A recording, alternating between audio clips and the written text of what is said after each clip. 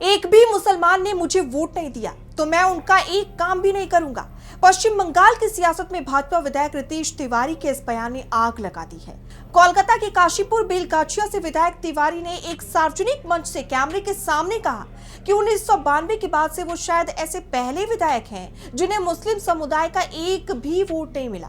पहले ये वीडियो देखिए। मैं शायद 1952 से मतदान आप शुरू हुआ 2026 तक के इस मतदान लगभग 74 साल के इस मतदान में मैं पहला विधायक हूं आपके इस क्षेत्र का जिसको एक भी मुसलमानों ने वोट नहीं किया। तो मुझे जो वोट किया मेरे ऊपर अधिकार उसका है। जिसने वोट नहीं किया हम उसके घर मांगने भी नहीं गए। और आज बाबा भोलेनाथ को साक्षी मान के कहता हूं एक काम उनका नहीं करूंगा आने वाले 5 साल में।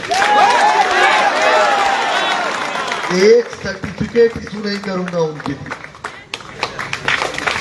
एक सर्टिफिकेट किसी को मेरा लाइफ चल रहा है, मुझे कोई फर्क नहीं पड़ता कि कौन क्या सोचेगा और कौन क्या बोलेगा। मोदी जी कहते हैं सबका साथ सबका विकास, मैं मानता हूं उसको क्योंकि मेरे नेता ने कहा, लेकिन साथ में उन्होंने इस चुनाव में एक और शब्द जोड़ के गए, सबका हिसाब होना चाहिए या नहीं होना चाहिए।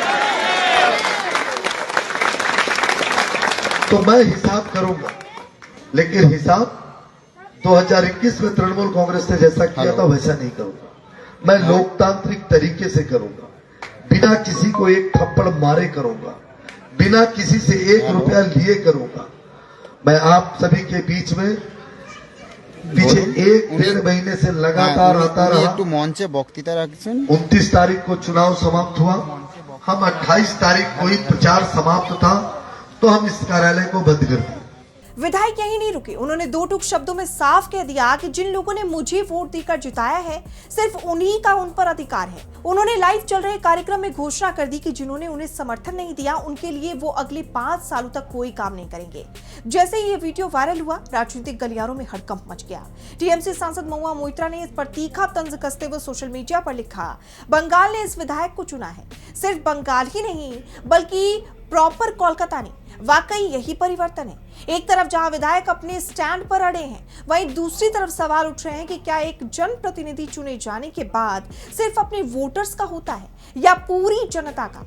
फिलहाल रितेश तिवारी के इस नो वोट नो वर्क वाले बयान ने बंगाल की राजनीति में ध्रुवीकरण की बहस को फिर से तेज कर दिया है।